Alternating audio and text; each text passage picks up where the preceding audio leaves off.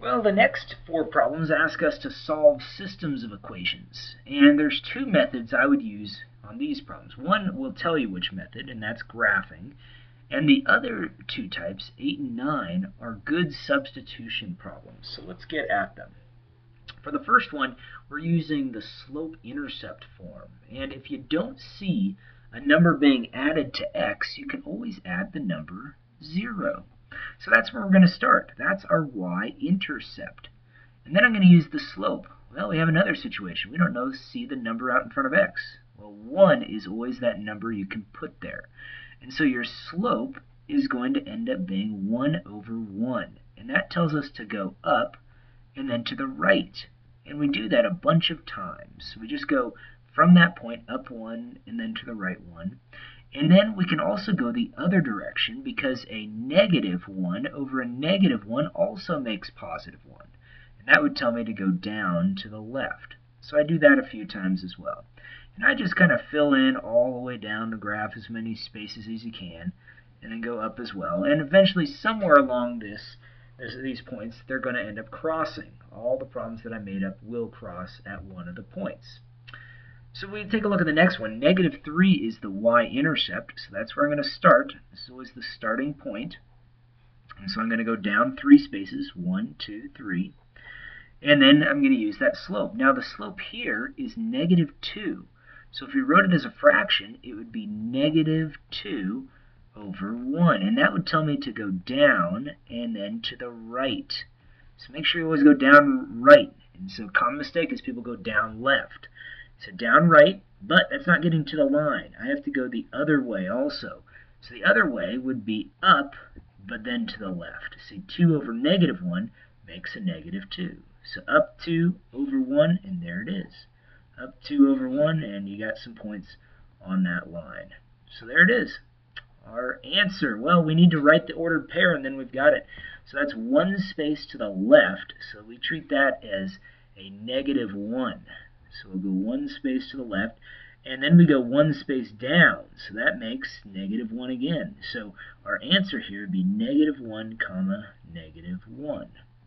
And that's what you need to box. So don't just write down, don't just draw the points and draw a circle there. You need to write down the ordered pair that represents that point. Well, let's take a look at another one. Here we have a new equation.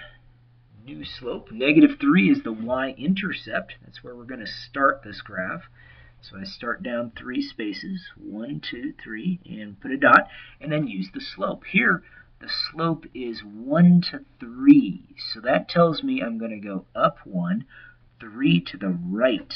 Up 1, 3 to the right. We could also go the other way. Remember, negative 1 over negative 3 is also the same as a positive. 2 negatives make a positive. So down to the left gets me on that same line. So we look at the next equation, and that one has a y-intercept of positive 4. So we're going to go up 4 spaces, 1, 2, 3, 4, from the origin, and then follow the slope. Hey, we have the same slope again, negative 2 over 1.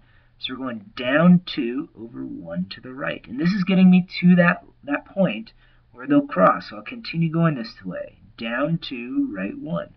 Down 2, right 1, that's the point where they're going to cross. So that is our answer right there. So that is 3 spaces to the right and 2 spaces down. So we'll write that ordered pair as 3 comma negative 2.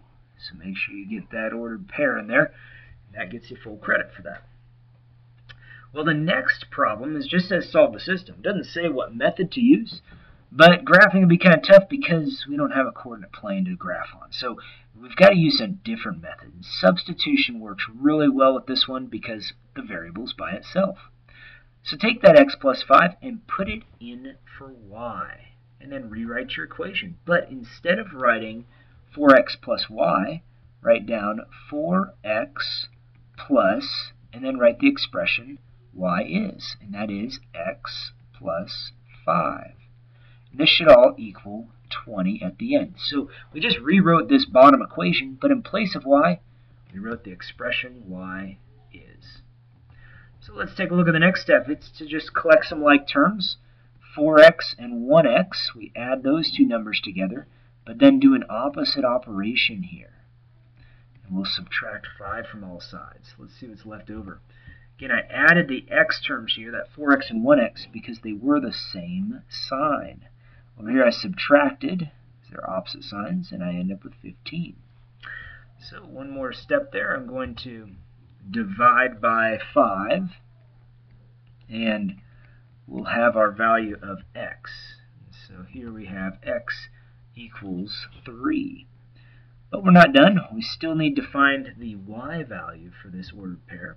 And so this is where you substitute. Now you can take that 3 and put it into either of these x values. The easiest, fastest one would be that top one right there.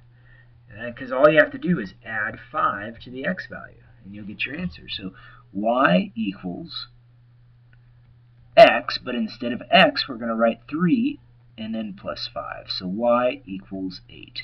So the answer here is an ordered pair, 3, 8. And there it is. Well, one last problem, very similar to the one we just did, except this time x is by itself. So we're going to take the y minus 4, and we're going to put that in place of x, because that's what x equals, is y minus 4. The difference between this problem and the last one, though, not only is x by itself, but we also have a coefficient that we're going to end up having to multiply the expression for x by. So it's 3. 3 times x. We have to do 3 times y minus 4. And then bring down that minus 2y, and then the equals negative 7. So we go ahead and distribute that 3 over that subtraction and see what's left over. So what we've got is 3y minus 12, and then minus 2y equals negative 7. So now we can go ahead and collect some like terms. I've got that 3y and this negative 2y, which I'll combine, and then also I need to move this 12 to the other side. So when I move that 12 over, I end up having to subtract. Here I subtract as well. 3 minus 2y just leaves me with y.